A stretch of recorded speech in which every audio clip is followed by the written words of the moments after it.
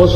وختم تیر شو په د اخر لس ورځو کې خلق اعتکاف کوي په جمعه ټوله محلې نه چې یو سړی مې اعتکاف کې کینی نو د ټوله محلې غاړه خلاص او کټوله محلې نه یو سړی کې نه ناستو نو د ټوله محلې غاړه بند تاسو پوهیږئ په خبره اخر لس ورځو کې یو سړی په جمعه کې اعتکاف کوي یو سړی د ټوله محلې نو زما په خیال چې 99% جمعتونو خلقو د محلو غاړي بند لاسدي چې زنجیرونه پکې ایسو کې نه ده کې نه پخپلا ناشتي نه چرته د جمعات امام یا طالب ته ویلي چې تکینه په دې روزه کې به مونږ خدمت ایسو نو زما عزیزانو د دې داسې مثال دی لکه د جنازې مونږ یو څو کسانو وکړه د ټولي دنیا غاړه خلاصه او که یو سړی به جنازې خښ شو د زمکه په سر ټوله دنیا به الله په نیسي نو بهرحال اعتکاف وخت درنه تیر شو جمعتونه درنه همداسې پاتې دي روان جنت لبمم اعتکاف رئیساری زه په محله کې یو حقم پتا او تا ادا اوس اعتکاف څنګه کیږي ځنې خلک پکې مخ پټي څوک پکې خبرې نه کوي څوک دا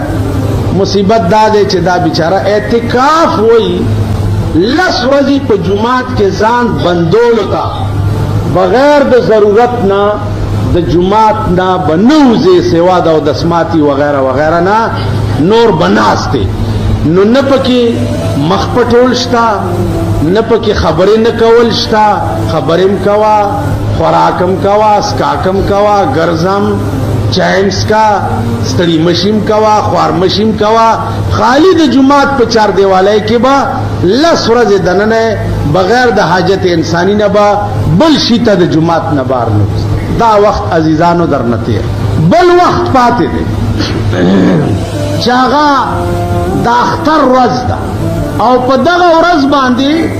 ته په علاقه کې اولټه چې اسنه چې په دغه ورځ د چا نغره سور پاتې نشي په دغه ورځ د چا نغره سور نه اسنه چې د چایو د منچو یا د وریجو بندوبست ورکرنی سړی او بال بچ ناشته او نغره سور که یو کور په علاقه کې په دغه ورځ نغره سور پاتې شو الله به په ټول علاقه جهنم ته دی خاص کر دا ډېر شیخونی پیژنې شیخونی ها ما څوې ها ته کوم یې نو نه ډېر منځونه چې پروجو کې کوي صاحب ډېر نفلونه هم کوي او داسې پاو دس کې ګرځي او تلاوتونه هم ډېر کوي دغه تماشې د اختر په ورځو کې چې دې چرته د اختر په ورځ چا غریب پسې ګرځي د چا غریب دروازه ټکولې ده د چا غریب ماشوم رانیولې ده چې بچیا جامې د شلیدلې دي اختر له جامې بنې نو دا تش پروژه کې ډېر ځان داسې سلول باندې کار نه کیږي د اختر په ورځ دا کار کول مواري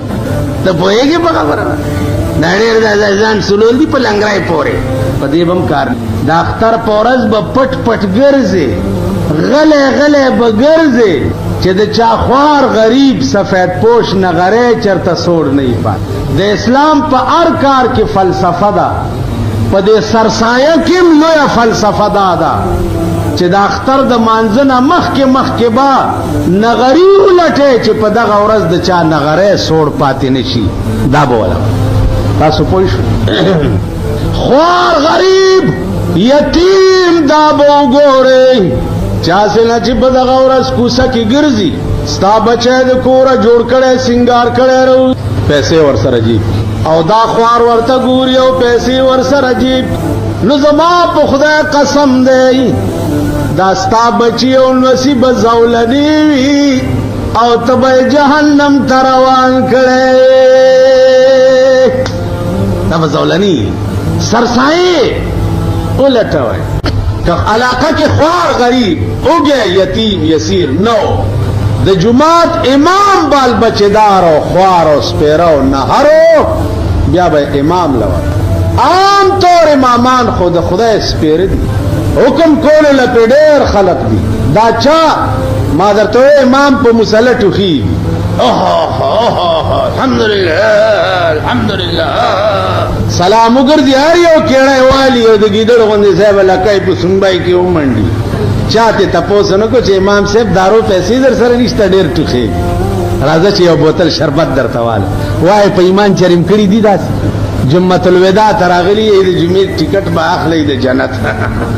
څوک به په قضا عمره ټیکټ علي سار نه مې غوګونه کور نه را روانم درې سلور کسه په لار رااله وي قضا عمرې به کم ځای کېږي معلوم څه خبر قضا عمره خبرې نه دي عزیزا دا دړه خبرې او بیا د درد خبرې د درد چې ستا پړه کې د چا متعلق درد نو نوڑ دی بتخا تیرا دل تو ہے صنم آشنا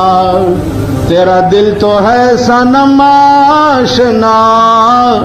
تجھے کیا ملے گا نماز میں اڑ دی بتخانہ دا نو منزنو کی بدر تت سے ملے اڑ صفا اندرون دے پلیتا و مردہ اندرون دے گندہ دے اندرون دے بلتا کوٹا دے په منځونو بچي زمونږ صدر صاحب بیا لاړو مکې ته ورسې په دې مکه کې چې کوم قرآن نازل شوی دی آپ ملک رایج کول ډېر ضروري دی او که مکې ته تلل ډېر ضروري دی بیا مکې ته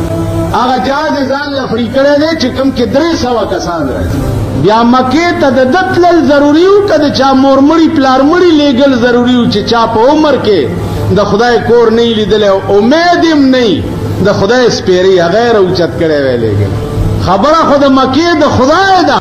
خبره خود کعبه د خدای ده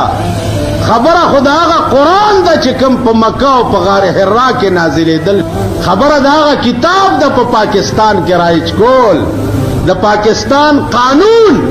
قرآن کولو کې ده خبره په مکې تلو په مدینه تلو کې په مکې او مدینه تلو هیڅ نه کېږي که کېږي به نو د پاکستان قانون قرآن کې لکه بکی ماویس تا د ملک حال بحاله خکیگی چې د شاهانو اخراجات کم شي تاسو وګوره افطاری پاټای خدای خبر روزه وی او کني افطاری پاټای کې دا غټ غټ حاله نن ستا افطاری پاټی دا نن ستا افطاری په یو پاټای شل زره روپۍ لې پکوړی دی او لګان دی او سموسی دی او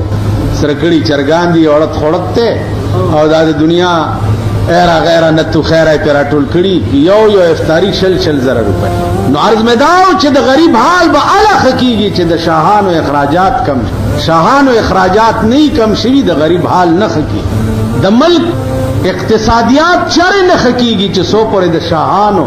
اخراجات نه کم زما عزیزانو عرض میں داو چې سفر خو په عام سورلو کیم کی عام جازونو کیم سفر کی نو مکه حال نه ده